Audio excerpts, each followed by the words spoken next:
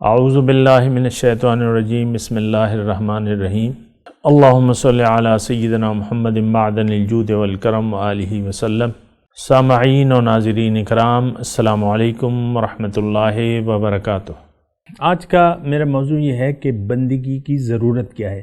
یہ بات جاننا انتہائی ضروری ہے، کیونکہ جب تک آپ کو بندگی کی ضرورت کا پتہ نہیں چلے گا تو آپ بندگی کر نہیں سکتے، توجہ بھی نہیں جا سکتی آپ کی کہ بندگی، اور بندگی میں اگر کہتا ہوں تو وہ ایک خالص بندگی ہے، اس کے بارے میں بعد میں بات کر لیں گے، لیکن بندگی کی ضرورت آپ کو معلوم کرنی ہوگی کہ ضرورت اس کی کیا ہے۔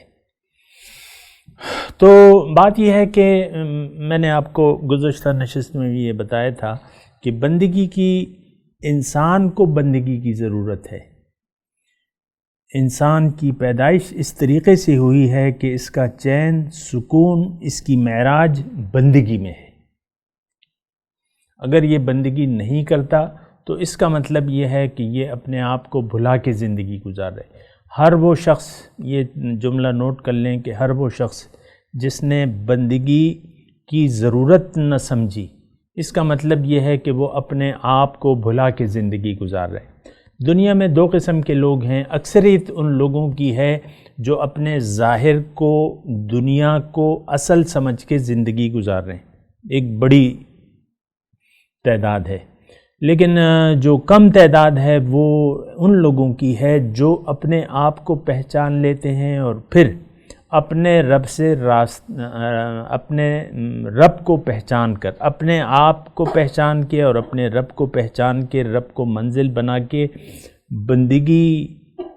بندگی کی کوشش کرتے رہتے ہیں، یعنی ایک تقوی والی زندگی گزارتے ہیں اور ایک محتاط زندگی گزارتے ہیں، اور بندگی کی یعنی کامل بندگی کی کوشش کرتے رہتے ہیں، کیونکہ ان کو معلوم ہے کہ میری نجات، میری کامیابی، دنیا اور آخرت کی بھلائی جو ہے وہ اللہ کی بندگی میں پوشیدہ ہے۔ تو بہرحال یہ بندگی کی ضرورت آپ کو معلوم ہونی چاہیے۔ دیکھیں، ایک بات تو یہ نوٹ کر لیں کہ ہمارا ظاہر ہے وہ ہماری اصل نہیں ہے، جو باطن ہے وہ ہماری اصل ہے، اور یہ بات بھی نوٹ کر لیں کہ آپ کو موت نہیں آئے گی، آپ کا انتقال ہوگا، آپ منتقل ہو جائیں گے ایک دوسرے عالم میں۔ اور یہ بات بھی آپ کو نوٹ کرنی چاہیے کہ اس وقت جو ہے یہ تو عرصہ امتحان ہے، یعنی یہ دنیا جو ہے جس میں ہم زندگی گزار رہے ہیں یہ کیا ہے؟ عرصہ امتحان ہے، لیکن جب آپ کی آنکھیں بند ہوں گی ظاہر کی تو باطن کی آنکھیں آپ کی کھل جائیں گی، اور پھر وہاں اب وہاں کیا ہے؟ قبر جو ہے ایک پہلی منزل ہے آخرت کی، یعنی آخرت کیا ہے؟ جزائے اعمال۔ تو آپ کی جزائے اعمال کی ابتدا تو خیر دنیا میں ہو جاتی ہے، اس پہ پھر کبھی بات کر لیں گے، لیکن جو حقیقی جزائے اعمال شروع ہو جاتی ہے مردہ، یعنی انسان جب چلا جاتا ہے عالم برزخ میں، عالم قبر میں، عالم مثال میں، یہ تینوں ایک ہی عالم کے نام ہے۔ تو جب وہ وہاں چلا جاتا ہے تو پھر اسے بندگی کی ضرورت کا پتہ چلتا ہے کہ میں نے تو بندگی کی نہیں۔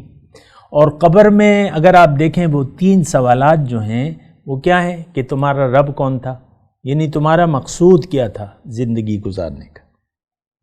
یہ رب، یہ تو ہم سوچتے بھی نہیں ہیں نا کہ قبر میں جو سوالات ہیں ان کا مطلب کیا ہے۔ تو بندگی جو ہے، یہ سب سے پہلے بندگی کا یعنی رب کا پوچھا جائے گا، تو رب کا جب سوال ہوگا کہ من ربک، کہ تمہارا رب کون ہے، تو اس کا تو رب دنیا تھی، اس کا رب، یہ تو دنیا کے لیے زندگی گزار رہا تھا، دنیا ہی اس کا رب تھا، یہ میری مال ہے، دولت ہے، یہ اولاد ہے، یہ گھر ہے، یہ میرے ایسے، اور اسی کی بندگی کر رہا تھا۔ جو مقصود تھا، حضرت علی کا مقولہ ہے مشہور کہ مقصودوں کا معبودوں کا، جو تمہارا مقصد ہے وہی تمہارا معبود ہے۔ تو یہ تو دنیا میں دنیا کو منزل اور مقصود بنا کے جی رہا تھا، اور دنیا اس کا معبود بن چکی تھی۔ تو اب یہ تو نہیں جانتا تھا کہ رب میرا ہے کون، یہ تو کہہ رہے ہیں میں نے کاروبار شروع کیا تو اس میں پیسے آ گئے، میں نے ڈگری لی تو مجھے اتنی انکم شروع ہو گئی. ایسا سوچتے ہیں نا کہ میں نے ڈگری لی، FRCS کیا، یہ کیا وہ کیا، تو اب مجھے اتنے مریض آ رہے اور پیسے میں بنا رہا ہوں. تو ہم یہ نہیں سوچتے، یعنی رب کو بھلا کے، آج بھی ہم رب کو بھلا کے زندگی گزار رہے ہیں. ظاہر کو ہم سمجھتے ہیں کہ ظاہر ہمیں کچھ دے گا. یعنی قارون نے بھی یہی کہا تھا نا کہ انما اوتیتہ علی علم، میں نے اپنے علم سے یہ دولت کمائی ہے، اپنی جوڑ توڑ اور یہ کوششوں سے. تو قبر کی میں بات کر رہا تھا کہ قبر میں آپ سے پوچھا جائے گا کہ تمہارا رب کون ہے، تو وہ پھر آپ کو تو جواب نہیں بن پڑے گا، کیونکہ آپ نے ساری کوششیں دنیا ہی کے لیے آپ نے گما دی. ساری وقت سوچتے رہے کہ پیسے کیسے بنیں گے، عہدہ کیسے حاصل ہوگا، نوکری کیسے اعلیٰ ملے گی، بچے کیا کریں گے، میرے بچوں کی متعلق بھی آپ کی ساری سوچ دنیاوی تھی کہ میرے بچے بڑے ہو کے کیا کریں گے. تو بہرحال وہ آپ نے جواب غلط دیا. پھر آپ سے پوچھا جائے گا کہ ہمارا دین، اب دین تو وہی اخلاق کا نام ہے، یہ بات ذرا نوٹ کر لیں. جو اخلاق ہم گزارتے ہیں وہی ہمارا دین ہے. تو آپ کو دین کا بھی حقیقت میں پتہ نہیں ہے، آپ تو حقیقی اخلاق سے جو ہے وہ بے خبر تھے. حضور صلی اللہ علیہ وسلم فرمایا کہ میں اس لیے بھجوایا گیا ہوں کہ میں اخلاق کی تکمیل کروں. وَعِثْتُ لِأُتَمِّمَ مَكَارِمَ الْأَخْلَاقِ. تو آپ نے اخلاق تو آپ کے سارے، آپ دیکھیں متکبرانہ جن لوگوں کے پاس پیسہ یا عہدہ ہوتا ہے، کتنی متکبرانہ وہ زندگی گزارتے ہیں، دوسروں کو حقیر نظر سے دیکھتے ہیں. اور پھر آپ دیکھ لیں یہ خوانین جو ہیں یہ اپنے نوکروں کو کس طرح بدتمیزی سے بات کرتے ہیں، بدتمیزی سے، یعنی ان کو ایک گرا ہوا آدمی سمجھ کے، انسان سمجھ کے گرا پڑا، تو اس طریقے سے ان کو یعنی مخاطب بھی ہوتے ہیں. اور یہ آپ دیکھ لیں، یہ تو عام طور پہ ہے کہ جو خان ہوگا وہ بیٹھ کے کھانا کھائے گا، جو اس کے نوکر ہیں وہ زمین پہ بیٹھ کے کھانا کھائیں گے، مثال کے طور پہ. بہرحال وہ دین کیا ہے وہ قبر میں اس کا جواب بھی نہیں ہوگا. پھر حضور صلی اللہ علیہ وسلم کی جو ہے شبیہ دکھائی جائے گی، بلکہ وہ تشریف لائیں گے اور پوچھا جائے گا کہ بھئی یہ کون ہے؟ ما کنت تقول فی ھذا الرجل، اس شخص کے بعد تو وہ اس کو پہچان ہی نہیں پائے گا، اس کا بھی جواب نہیں ہوگا. تو یہ ساری باتیں تو آج کل ہم میں پائی جاتی ہیں کہ ہمیں نہیں معلوم کہ ہمارے رسول کون ہیں، رسول کی معرفت نہیں ہے، اللہ کی معرفت نہیں ہے، اور دین کی اور بندگی کی پہچان نہیں ہے. ضروری یہ بات ضروری ہے کہ جو سوالات آپ سے پوچھے جانے والے ہیں آج ہی آپ ان کا جواب تیار کر لیں، اپنے رسول کو پہچان لیں، اور اخلاق جو ہیں ان کو آپ سجا لیں.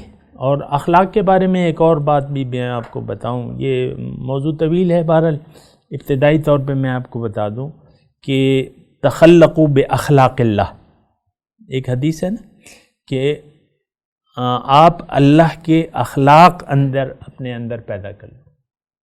اب اللہ کے اخلاق کیا ہیں؟ وہ صفات الہیہ ہیں. کچھ صفات الہیہ اللہ کے لیے خاص ہیں، لیکن کچھ صفات جو ہیں وہ ہم اپنے اندر پیدا کر سکتے ہیں. وہ رحیم ہے، کریم ہے، ستار ہے، غفار ہے، بخشنے والا ہے، مہربان ہے. تو یہ ساری صفات جو ہیں ہم اپنے اندر پیدا کر سکتے ہیں اور اس کا حکم ہے. یہ اصل اخلاق ہیں. اصل میں یہ ساری باتیں جو ہیں یعنی بہت اہم ہیں، لیکن درجہ بدرجہ ہم آگے چلیں گے. وآخر دعوانا ان الحمد للہ رب العالمین. مولاي صل وسلم دائما ابدا على حبيبك خير الخلق كلهم.